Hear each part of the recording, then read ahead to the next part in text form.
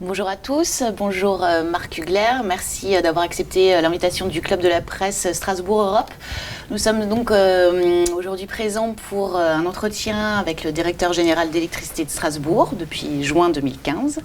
Vous êtes originaire de Colmar, mais avant d'avoir pris vos fonctions à Strasbourg, vous avez mené une carrière à l'international. Est-ce que vous pouvez nous raconter votre parcours ? Alors effectivement, je suis né à Colmar. Alors dans le temps, c'était pas très bien quand on était à Strasbourg, mais maintenant que nous sommes dans la communauté européenne d'Alsace, je pense qu'il y a plus de difficultés à œuvrer sur le territoire de Strasbourg et de toute la région.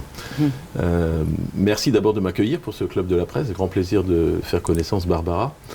Et puis effectivement, mon parcours après avoir vécu mes 18 premières années à Colmar et avoir fait mes études secondaires, j'ai eu la chance, et je pense que c'est une chance, de pouvoir à la fois étudier dans une autre région, puis exercer des activités professionnelles en France, mais essentiellement aussi à l'international, parce que d'abord à l'époque il y avait un service militaire, donc j'ai eu la chance de trouver un job en entreprise, ça s'appelait VSNE, donc aujourd'hui ça s'appelle VIE, Volontaire International en entreprise. Je suis d'ailleurs conseiller du commerce extérieur de la France et je promeus cette possibilité pour les jeunes d'aller débuter leur carrière à l'international, parce que je pense que ça ouvre les yeux sur ce qui se passe ailleurs qu'en Alsace, sur le territoire français.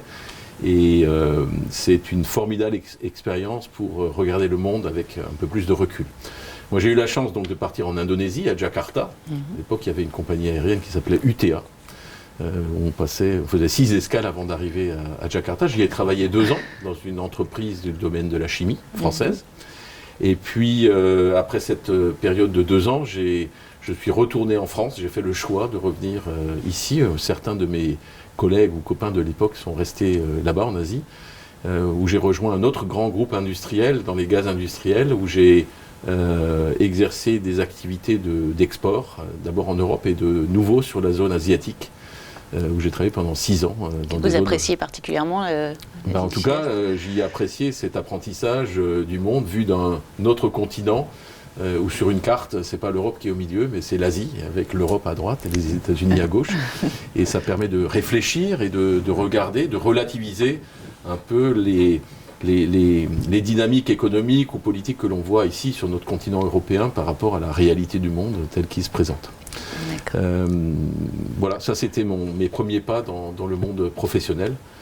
Et puis ensuite, fin des années 90, le groupe EDF allait vivre sa révolution commerciale, puisque les marchés de l'énergie s'ouvraient, c'est-à-dire que la concurrence pouvait exercer son activité et les clients avaient le choix de choisir leur fournisseur. Le projet de création de ces activités au sein du groupe EDF paraissait passionnant. Et donc j'ai décidé de prendre ce challenge en main. J'ai rejoint EDF en 99. Et donc maintenant, depuis un peu plus de 20 ans, j'exerce, j'espère, des talents dans ce groupe-là. Je l'ai fait en Europe pendant une dizaine d'années, à la fois sur des activités plutôt d'ordre commercial. Puis j'ai eu la chance de partir 4 années aux États-Unis, au moment où Obama a été élu pour son premier mandat et où nous avions l'intention d'élargir les activités du groupe EDF sur ce continent nord-américain. Nous vivions à Washington. Mes 2 jeunes enfants y sont nés, donc ce sont des binationaux et je pense que ça aussi c'est un regard nouveau sur la dynamique sociétale en Europe, en France et dans le monde. Ils ont donc 2 patries et ils doivent trouver le meilleur certainement des 2. J'ai beaucoup travaillé dans le domaine du développement de nouvelles activités, les activités renouvelables, imaginer un développement de nouveaux nucléaires sur la zone nord-américaine pour produire de l'électricité bas carbone. Et puis, après 4 années là-bas, même si le président Obama a été réélu pour un 2e mandat à l'époque, je suis revenu sur notre territoire national. J'ai exercé des activités de haut management dans le sud-ouest de la France. Et retour sur cette terre d'enfance en Alsace, ici, en 2015, où j'ai pris connaissance de cette magnifique entreprise très autonome au sein du groupe EDF qui s'occupe des clients alsaciens et avec un panel d'activités très large. Et donc c'est une aventure et un challenge extrêmement mobilisateur, enthousiasmant que de faire grandir le groupe Électricité de Strasbourg et de s'occuper de tous les clients et les citoyens du territoire alsacien pour les accompagner dans la transition énergétique. Alors justement, quand on a voyagé comme ça et travaillé à travers le monde, revenir à Strasbourg, petite ville, petite agglomération, est-ce qu'on se sent enfermé ou au contraire vous y trouvez une autre force d'être sur votre territoire Alors d'abord, Strasbourg n'est pas une petite agglomération, c'est une eurométropole, 9e je crois dans le rang français, mais c'est le territoire de l'Europe. Avec une communauté d'habitants qui est très variée. On retrouve un corps diplomatique extrêmement large. On est à la frontière du centre de l'Europe avec l'Allemagne, la Suisse. On peut avoir des activités personnelles, culturelles, musicales, en allant à la fois à Karlsruhe, à Bâle, ici sur notre zone alsacienne. Donc je ne me sens pas du tout cloisonné dans un petit territoire. C'est pas la taille d'un continent qui importe, c'est la richesse des activités que l'on exerce qui motive un dirigeant, un chef d'entreprise. Et c'est vrai que chez ES, au-delà des métiers historiques que l'on pratique depuis maintenant 121 ans, l'entreprise a été créée en 1899, c'est cette capacité à élargir les offres que l'on fait à nos clients dans le nouveau domaine de la transition énergétique, la mobilité électrique, la production d'énergie renouvelable, les services énergétiques pour aider nos clients industriels et collectivités à réduire leur consommation d'énergie, qui sont les éléments de croissance et d'envergure que l'on exerce quand on joue effectivement sur un territoire qui est l'Alsace. Et j'allais dire, l'Alsace, c'est pas neutre, c'est mon territoire d'origine. Donc en étant alsacien, on regarde l'Alsace avec beaucoup plus de grandeur que si nous étions en Indre-et-Loire, par exemple. Je n'ai rien contre l'Indre-et-Loire. Très bien. On va parler confinement quand même. Voilà, on traverse, on voit le bout du tunnel, on espère en tout cas, mais en mars 2020, comme tout le monde, vous avez été touché par ce premier confinement. Vous êtes une entreprise de service public. Vous devez alimenter, que ce soit les particuliers, les entreprises, les collectivités en électricité. 1300 salariés qui travaillent chez ES. Comment vous avez fait pour vous organiser pour que ça continue, qu'on n'ait pas de coupure d'électricité, que votre activité continue? Merci d'ouvrir ce champ d'une crise inédite, donc sans expérience, sans précédent, ni pour le management, ni pour l'ensemble des salariés, chez nous, mais dans toute l'économie et toute la vie publique en France. Ça a été un choc lorsque le président de la République a décidé un confinement assez strict sur cette première étape, au moins à partir du 15 mars de mémoire, pendant 6 semaines. Et pour nous, effectivement, opérateurs d'un service public essentiel, c'est-à-dire la fourniture principalement d'électricité, qui est un peu la base de l'ensemble des activités de tout opérateur, le challenge était de dire comment est-ce qu'on s'assure qu'on puisse assurer cette continuité de livraison d'électricité pour que les hôpitaux fonctionnent, pour que les services d'urgence fonctionnent, pour que les habitants à domicile aient non seulement de l'électricité pour s'éclairer ou se chauffer, on était en hiver, je vous rappelle, mais également pour faire fonctionner tous les systèmes numériques dont l'utilisation s'est soudainement boostée parce qu'on allait organiser un travail à distance des lieux de travail publics ou privés que les gens utilisent. Alors tout d'abord, pour ça, il faut qu'il y ait une âme dans une entreprise comme la nôtre. Je pense que 120 ans d'histoire, l'appréciation de la clientèle, le sens du travail bien fait, et puis en retour, la confiance et la satisfaction de nos clients, qu'ils soient des collectivités et des élus, qu'ils soient des clients particuliers, met tout de suite un supplément d'âme dans la volonté des salariés du groupe ES de assurer cette mission. Donc les gens n'ont pas eu peur. On a très vite su à la fois organiser et approvisionner des éléments de protection individuelle pour se sentir le plus en sécurité possible. Et je vous rappelle qu'à l'époque, trouver des masques, trouver du gel, c'était un challenge particulièrement complexe. Et la puissance de notre actionnaire principal du groupe EDF pour trouver les moyens d'approvisionnement nous a largement aidés d'ailleurs pour nous équiper et permettre à nos personnels d'assurer leur mission. Tous les gens qui étaient en situation tertiaire, c'est-à-dire ceux qui pilotent les outils, ont bien sûr été invités à œuvrer à domicile. On a en une semaine, tous nos collaborateurs ont été équipés de moyens de fonctionnement à distance. On avait une chance, on avait déployé Windows 365 au mois de janvier et de février. Et donc les outils de visioconférence comme Teams et de tous les systèmes ont pu être très rapidement mis en place, des ordinateurs portables et parfois des déplacements de postes fixes à domicile pour assurer l'accueil de la clientèle et les activités essentielles de l'entreprise pour, comme vous le dites, fournir de l'électricité à tous nos clients.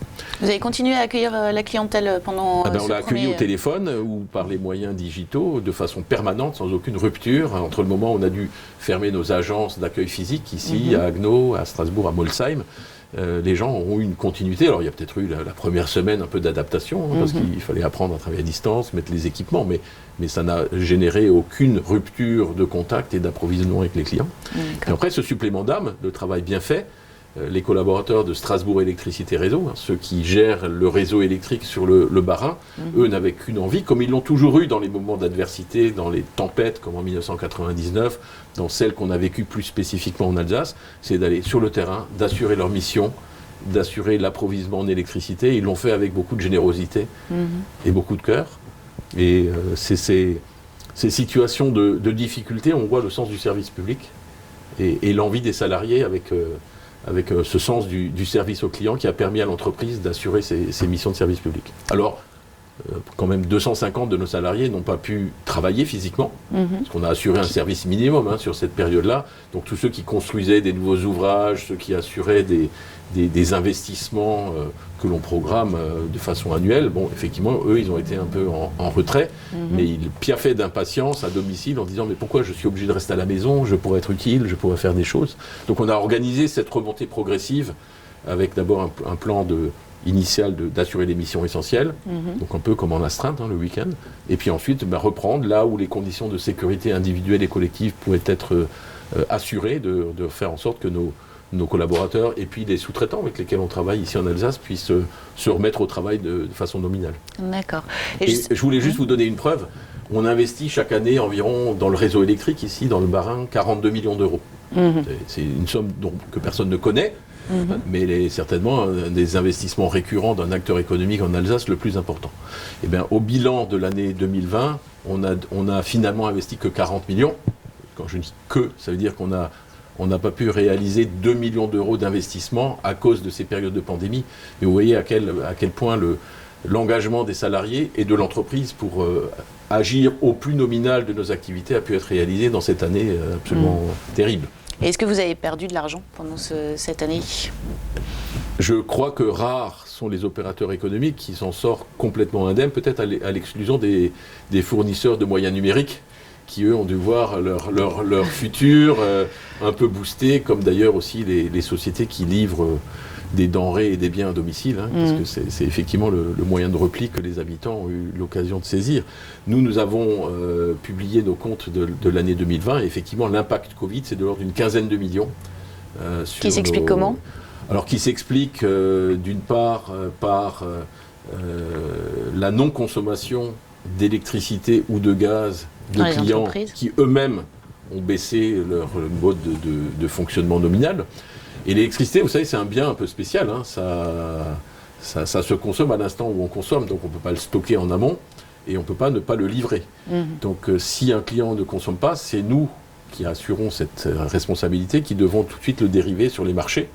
Pour que l'électricité, c'est un bien de l'instant présent. Donc quand vous avez signé un contrat, vous achetez de l'énergie en avance, mais le jour où le client ne consomme pas, vous êtes obligé de le revendre sur le marché spot. Et forcément, comme beaucoup d'industries ne fonctionnaient pas, tout le monde a vendu, et quand vous vendez tous ensemble, les prix baissent. Donc la différence entre le prix d'acquisition et le prix de revente est telle que ça fait partie d'une partie importante des pertes que l'on a. Plus la perte dans les chantiers qu'on n'a pas réalisés, donc voilà, une quinzaine de millions. Pour autant, vous avez décidé de ne pas bénéficier de toutes les aides publiques qui ont été offertes aux entreprises. Pour quelles raisons vous avez décidé? Alors, vous le dites justement, mais on n'a pas pris toutes les aides disponibles, on n'en a pris aucune. Oui. On a fait une analyse avec l'équipe dirigeante du groupe PS en disant, voilà, nous sommes dans le panel des activités, une entreprise très résiliente, puisque nous proposons nos services et nos produits à l'ensemble des clients, résidentiels, collectivités, entreprises. À partir de là, on aura, entre guillemets, les effets moyens de la crise Covid sur les acteurs économiques. Et on s'est dit qu'il y a des secteurs d'activité qui sont largement plus touchés qu'une entreprise comme le groupe ES. Et nous avons fait un choix que je considère un choix citoyen de laisser le bénéfice de toutes ces aides publiques qui étaient offertes par le gouvernement français pour aider à passer cette passe absolument dramatique, en disant on s'en passe nous et ça permettra peut-être aux banques supportées par l'État ou aux services de l'État sur la partie sociale, fiscale, le loisir de faire bénéficier ces dispositifs aux entreprises qui en ont besoin, et puis nous de faire un peu le gros dos, et puis d'assurer un peu aussi un rôle citoyen, on a un service public.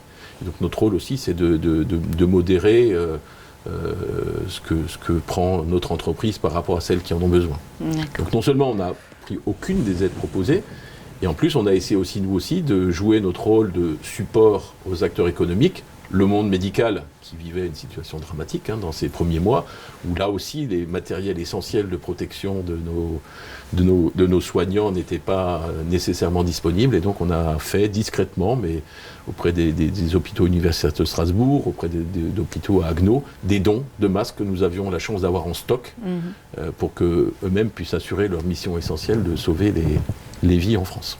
Très bien. Et vous avez même avancé pendant cette année 2020 en augmentant le montant des aides pour les travaux d'isolation aux particuliers ou aux entreprises. Choix qui est voté le 1er avril 2020, donc 15 jours après le confinement, vous dites il faut continuer cette transition et accompagner les gens pour s'isoler et pour le développement durable, finalement. Alors c'est peut-être difficile à dire, mais cette crise inédite du Covid, c'est à l'échelle de la planète, du climat et de l'histoire du monde, c'est un épiphénomène. Ça heurte beaucoup de familles, beaucoup d'entreprises, beaucoup de personnes. Mais est-ce que ça doit empêcher cette envie citoyenne de tous les Français de prendre des postures pour protéger mieux la planète et limiter les effets sur le climat? Je ne pense pas. Donc une entreprise qui regarde l'histoire dans le long terme et dont les activités sont des activités qui ne subissent pas les à-coups du trimestre ou du semestre ou de l'année, comme un service public de l'énergie, il était évident que nous devions poursuivre nos plans d'accompagner cette transition énergétique pour que les clients consomment de façon plus sobre, consomment de façon plus responsable.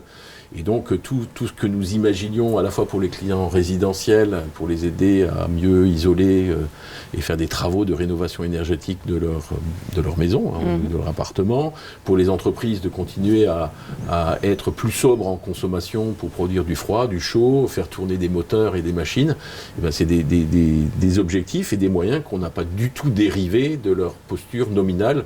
Au contraire, on pense que c'est des occasions de prise de conscience pour les gens. Une crise sanitaire, c'est une prise de conscience aussi de la fragilité finalement du monde heureux dans lequel tout le monde œuvre et tout le monde vit. Là, c'est d'ordre sanitaire, mais il peut y avoir des crises d'ordre naturel, des choses qui se passent d'un point de vue climatique. Puis il y a des événements encore plus dramatiques. Et notre rôle, c'est de rester stable, d'accompagner ces mouvements et de garder le cap. D'accord. Et quelles sont les solutions donc justement pour qu'on consomme moins, que ce soit nous particuliers, les entreprises, les collectivités, etc. Donc on pense à l'énergie solaire, on pense à l'électricité verte, on pense aussi biogaz alsacien. Est-ce que vous pouvez nous expliquer un petit peu ces solutions et comment, si moi par exemple je veux m'équiper, comment je fais pour le faire? Ah, vous dites consommer moins, et moi je dis consommer moins et consommer mieux. Pourquoi cette différence? Parce que vous pouvez consommer moins si vous êtes, je ne sais pas, en Pologne, mais pas consommer mieux, parce que vous consommez toujours de l'électricité qui sera produite à base de charbon, par exemple, qui est donc le mode de production d'énergie le pire pour le climat, puisqu'il émet des quantités de gaz à effet de serre et de CO extrêmement importants. Et à consommer mieux, c'est-à-dire migrer progressivement vers une ressource énergétique qui soit non émettrice de carbone, comme nous avons la chance de l'avoir en France. Et la production d'énergie renouvelable, qui vient en complément de cet atout français de la production nucléaire, permet à la France d'être le pays qui émet le moins de gaz à effet de serre et de CO2 dans l'atmosphère, et donc limite en fait l'impact sur le climat. Donc consommer mieux, c'est consommer ce qu'on est capable d'autoproduire, là où on habite, ou là où on travaille, c'est-à-dire d'utiliser les énergies renouvelables qui sont disponibles ici en Alsace, le soleil, même si on est au nord de la France, il est quand même relativement présent ici. Ce qui veut dire aussi l'hydraulique, et puis des ressources de notre sous-sol, qui, je sais, ont fait l'objet de quelques discussions suite à l'accident industriel qu'on a connu à Vendenheim. L'eau chaude qui se trouve à 3000 mètres sous nos pieds ici en Alsace, où on a un territoire privilégié pour accéder à cette ressource. Donc le rôle de l'ES sur son territoire alsacien, c'est de promouvoir ces énergies renouvelables territoriales et faire en sorte que tout le monde, une entreprise, une collectivité, mais aussi un client résidentiel, puisse, dans des bonnes conditions, produire là où il habite, autoconsommer une partie de cette énergie produite, et puis bien sûr être complété par de l'énergie acheminée par les réseaux, parce que les énergies renouvelables, en tout cas celle qui est solaire, est intermittente. Donc il fait nuit, ça produit peu.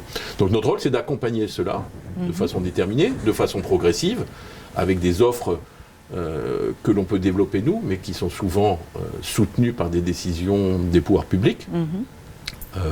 Pouvoirs publics qui parfois ne sont pas très stables non plus dans leurs décisions, mais c'est d'offrir ce mix de solutions de façon crédible vis-à-vis des clients. Donc on leur dit la vérité sur le vrai coût de la production, par exemple photovoltaïque sur leur domicile. On n'a pas nécessairement les offres attractives les moins chères, mais qui ne sont pas forcément stabilisées dans la durée. On essaie de raconter l'histoire telle qu'elle est, d'éduquer, d'être pédagogique vis-à-vis de nos clients, mais quand même de leur proposer des solutions nouvelles qui n'existaient pas il y a 5 ans, et par les technologies, et par les dispositions des pouvoirs publics, et puis par la volonté de l'entreprise d'aller de façon plus déterminée dans cette direction.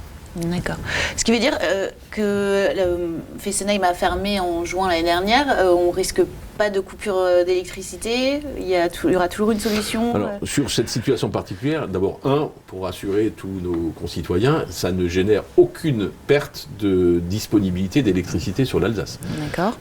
L'entité française qui est responsable de gérer la pérennité des flux électriques s'appelle RTE, Réseau de transport d'électricité en France. Et eux, bien sûr, avec EDF, je pense qu'ils ont anticipé de façon très avancée la gestion des flux d'électricité sur le territoire, avec la fermeture de cet outil de production qui était très important ici en Alsace, avec 2 réacteurs de 900 MW quand même, qui ont été arrêtés à 6 mois d'intervalle l'un de l'autre.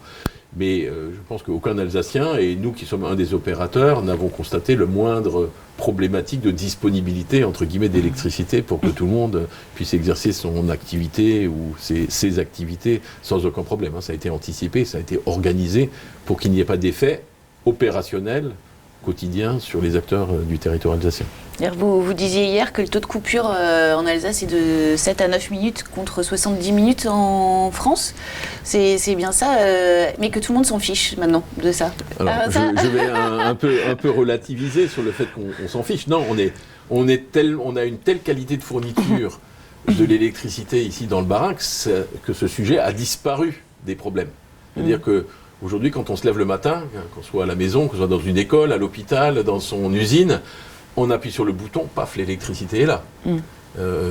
Moi qui ai eu la chance de vivre dans plusieurs zones du monde, je peux vous assurer que ce n'est pas la même chose. Même aux États-Unis, il m'est arrivé personnellement d'avoir une coupure qui durait parfois 48 heures. Et personne s'en émeut. Les gens ont des réserves de glace dans leur frigidaire, ils organisent les choses. Alors au début, je me suis dit, mais c'est quoi cette blague? Ça fait 1 heure que ça dure. Je suis allé toquer au voisin. Et puis le voisin me dit, oula, mais t'inquiète pas, normalement, même jusqu'à demain, on restera dans cette situation sans électricité. En France, ça n'arrive jamais. En France, de façon globale, et encore plus ici dans le Bas-Rhin, où on a un territoire très dense d'habitation, d'abord sur notre territoire. On est quand même une co-urbanité pratiquement sur tout le territoire.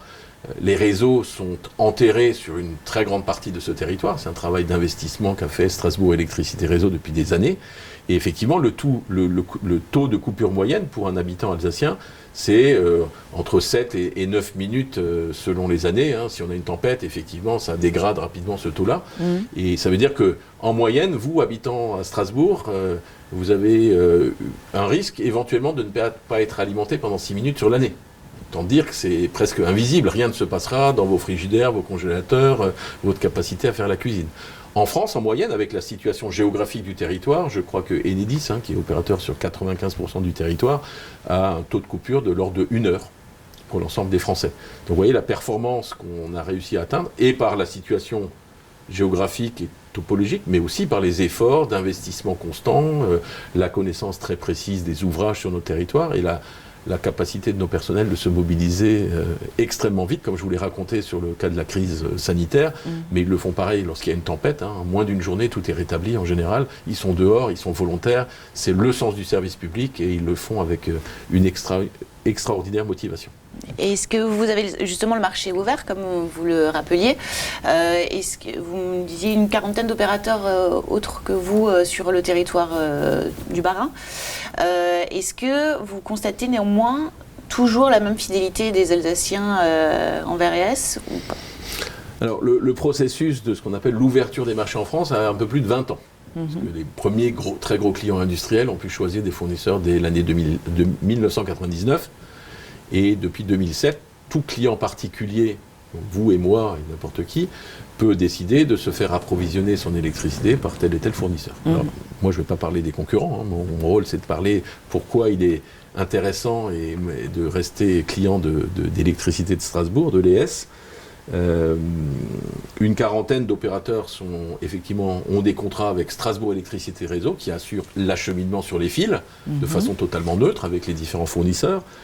Et les clients font jouer la concurrence lorsqu'ils le souhaitent. Alors dans les marchés d'affaires, les entreprises, les collectivités, cet appel à la concurrence est obligatoire. Donc ils consultent et ils choisissent le meilleur. Le meilleur n'est pas nécessairement le moins cher, mais celui qui assure la mieux-disance, donc le meilleur service, la meilleure compétitivité, le meilleur accompagnement.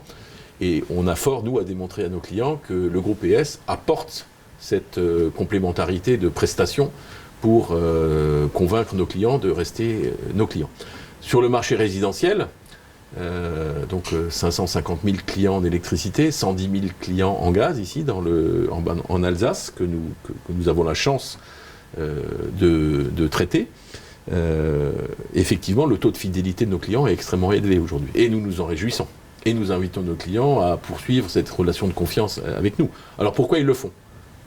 Le sens du service que j'ai déjà évoqué depuis plusieurs fois de nos salariés, ce sens d'apporter des réponses à nos clients, d'être joignable. Et dans toutes les langues, vous me disiez ? Alors, dans toutes les langues, c'est-à-dire, effectivement, chez ES, on a des équipes de relations clientèle particuliers qui sont au téléphone ou sur Internet. Ils sont tous des salariés de l'entreprise. Ils sont basés ici en Alsace. On n'a pas fait de délocalisation ni ailleurs en France et encore moins dans d'autres territoires plus exotiques. Et les salariés reflètent ce groupe-là, la diversité de la population qui vit en Alsace. Donc on a des gens qui parlent le français, mais des gens qui parlent aussi l'alsacien, puis des gens qui parlent toutes les langues qui sont pratiquées par les différentes communautés qu'on trouve ici sur le territoire.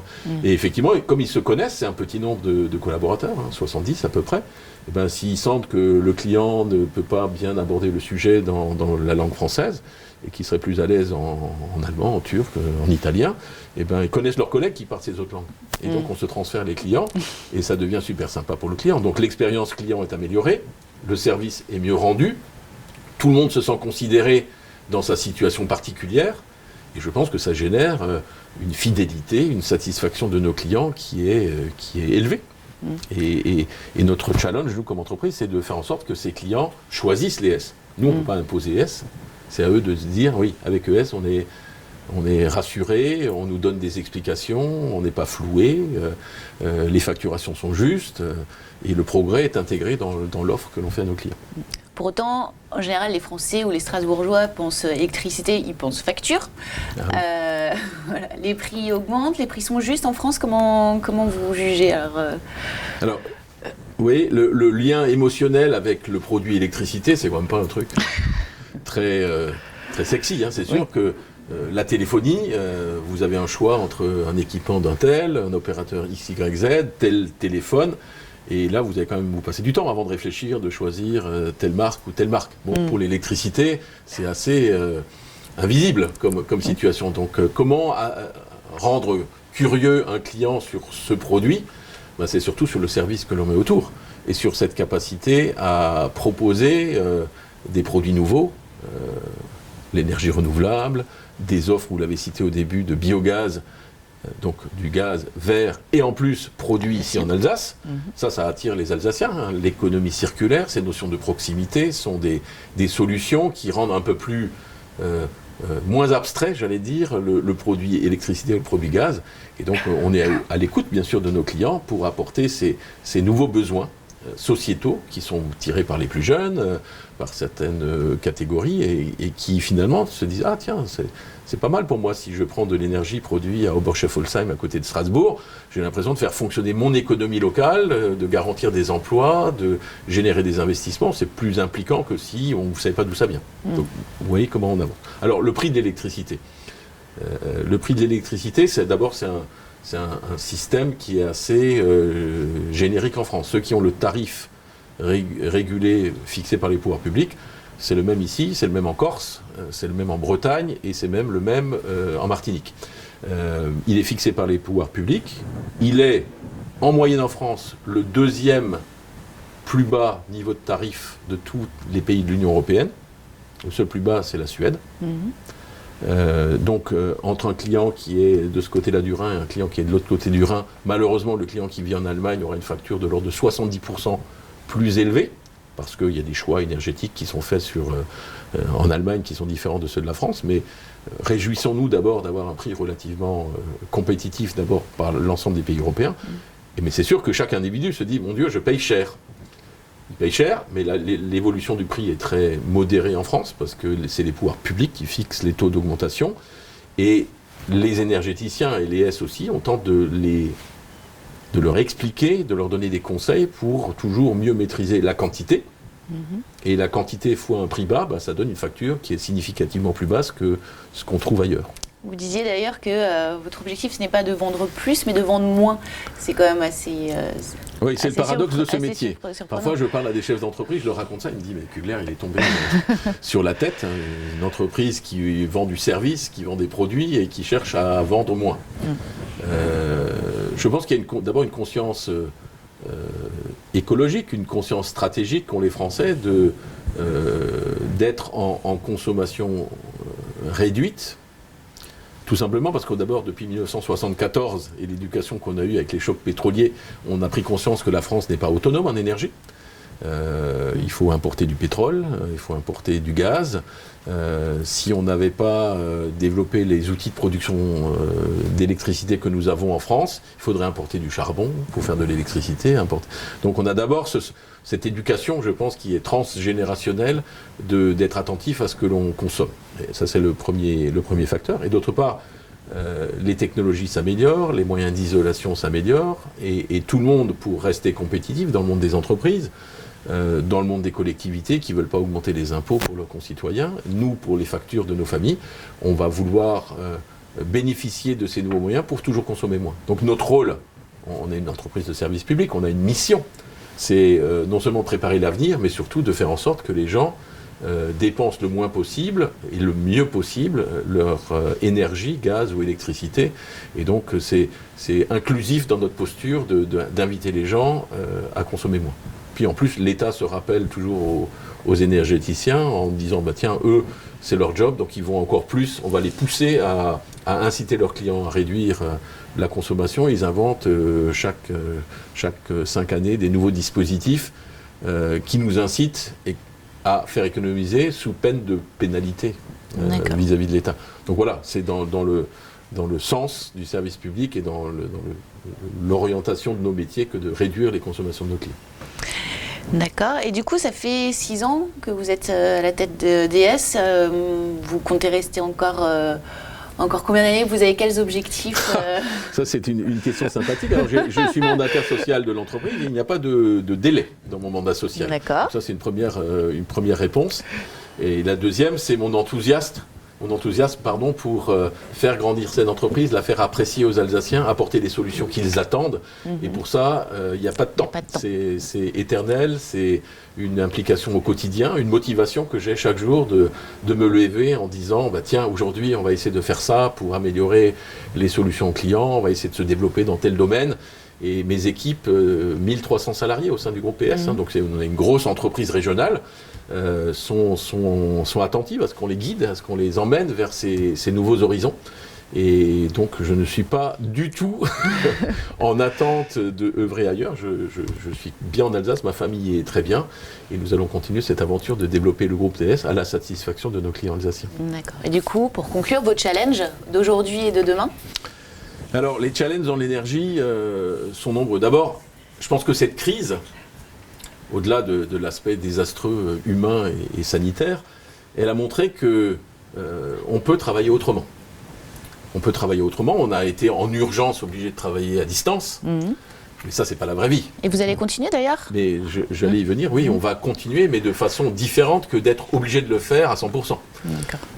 On va devoir donc motiver les équipes à revenir travailler sur leur site dans un monde hybride. C'est-à-dire, comme vous le suggérez, qu'on va travailler en société, parce qu'on est des êtres humains, on a besoin de vivre en société.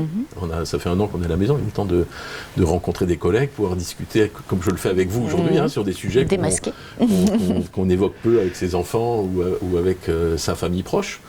Retourner en société, utiliser tous les leviers de ce lieu de travail en commun, où on peut inventer le futur, où on peut échanger, où on peut vite se passer des informations sans avoir à les écrire ou à être face à un écran.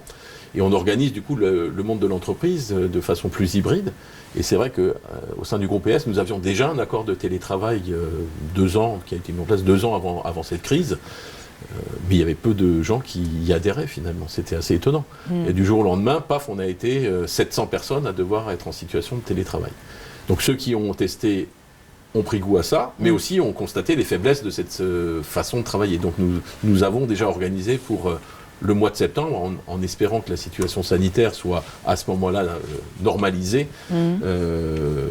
un nouvel accord de télétravail, un avenant à notre accord de télétravail pour que les gens puissent travailler et à domicile une partie du temps et au bureau de l'autre partie. Et je pense qu'une très grande majorité des salariés prendront ce système où ils s'y retrouvent pour la vie en société et où ils s'y retrouvent pour être parfois plus concentrés, plus optimisés, éviter des déplacements qui pour certains consomment du temps et de l'énergie en travaillant à la maison également. Donc ça, c'est un premier challenge parce que ça change les modes de management, ça change les modes d'appréciation de la présence des salariés. Ça va attirer nécessairement de façon différente les jeunes qui sortent sur le marché du travail. Notre entreprise recrute chaque année plus de 50 jeunes en alternance, des compétences nouvelles dont on a besoin pour affronter l'ère numérique de demain dans l'industrie. Et pour ça, il faut attirer de nouveaux talents. Et je pense que ces jeunes, ils sont aussi appétents de nouvelles façons de travailler, plus hybrides, plus collectives et plus sympathiques. Donc ça, c'est un premier challenge interne à l'entreprise. Et le deuxième challenge, je pense que clairement, la transition, je l'appelle énergétique, certains l'appellent écologique, c'est-à-dire cette attention beaucoup plus prononcée à l'environnement dans lequel on doit vivre, ce risque un peu au-dessus de nos têtes de l'évolution climatique, dont on ne peut pas renier l'existence. Je pense que ça va demander, ou ça générera une attente beaucoup plus forte sur ces nouvelles solutions, plus respectueuses de l'environnement, plus locales et circulaires pour faire travailler les gens du système là où on vit finalement. Et c'est vrai que c'est paradoxal avec mon regard du monde, mais je pense que c'est partout pareil, la même situation. Et donc ces challenges-là, il faut qu'une entreprise comme la nôtre, elle continue à muter, à donner beaucoup d'importance à cet accompagnement-là sur la transition énergétique, et puis fasse toujours mieux, mais parfois de façon un peu modernisée, les métiers historiques qu'on exerce depuis des décennies.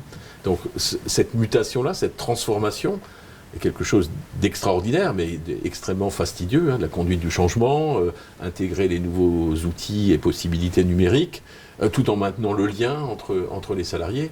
Et donc voilà les 2 grands types de challenges, au-delà de la fidélité de nos clients et de la satisfaction de nos clients.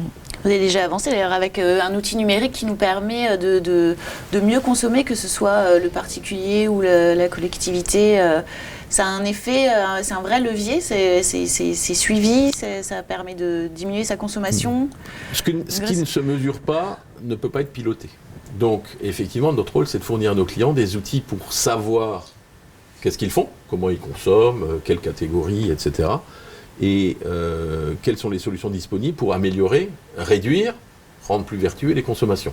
Donc nous mettons à la disposition par voie numérique, Internet, à nos clients résidentiels des outils pour mieux comprendre sa facture, pour trouver des solutions pour mieux isoler ou rénover son bâti avec les artisans du territoire.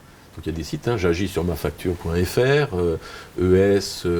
artisan.fr, et des choses comme ça, pour leur donner des outils plus simples d'accès, certifiés aussi par l'entreprise, entre guillemets, sérieuse que l'on veut être, pour dire, là, vous adressez à un vrai professionnel qui a été formé aux éco-gestes et qui va vous faire une prestation de qualité pour vos travaux de rénovation, travaux électriques, etc. Donc ça, c'est pour les clients particuliers.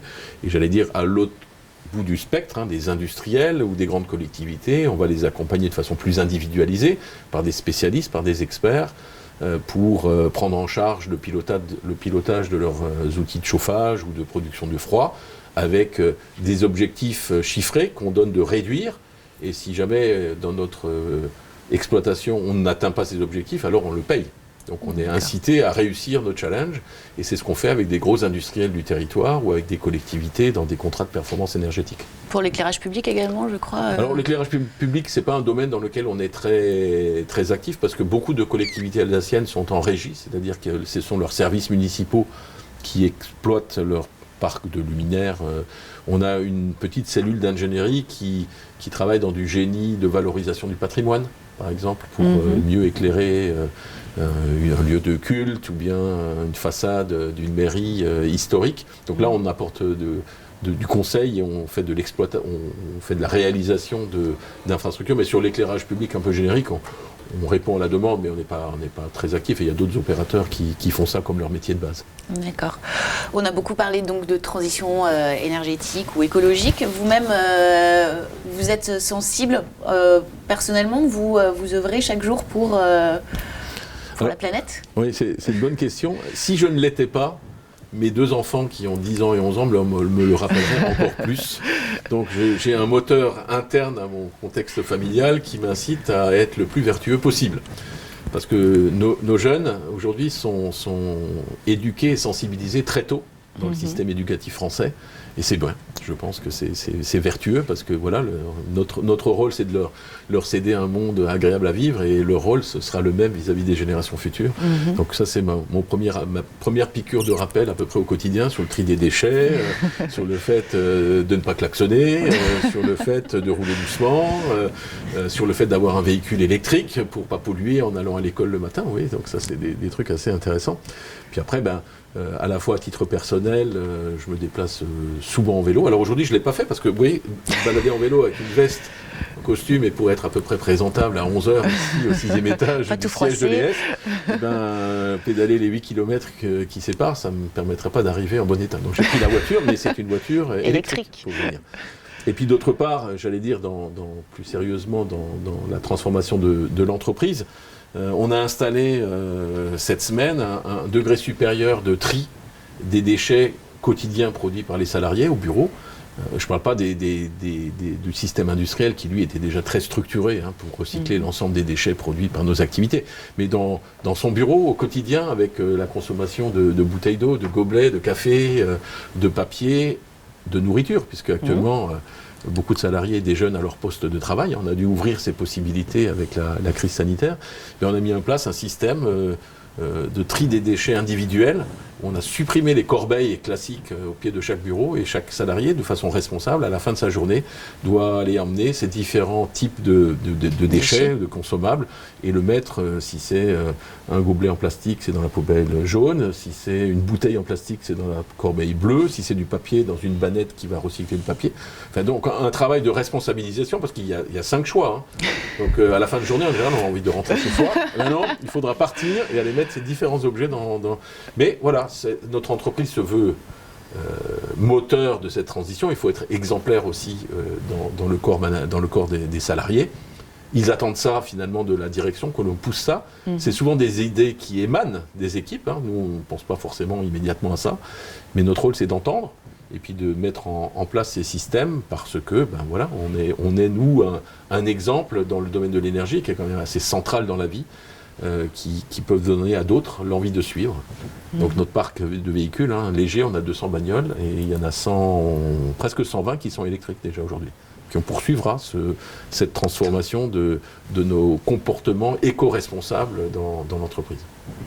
Merci beaucoup Marc Hugler, nous sommes ravis de cet entretien et merci à vous de nous avoir suivis. Très bonne journée. Merci beaucoup Barbara de cet échange et à bientôt. À bientôt. Bonne journée.